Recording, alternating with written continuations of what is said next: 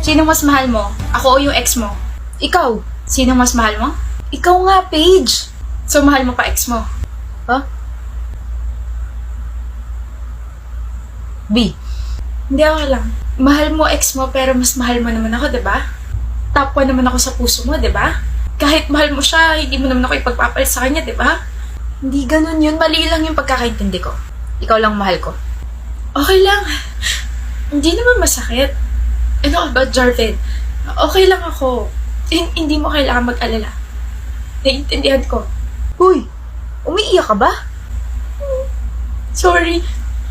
Hindi pala talaga ako okay. Huwag ka na umiyak. I feel bad. Sorry na, B. Mali talaga pagkakaintindi ko. Ano feeling mapagtripan? Ha? Oh my God. Ganti yun ang isang api na palaging napapagtripan ng jowa. Ang annoying mo. Tapos ikaw ngayon yung galit. Ano ba? Pikon. Jarvin pikon.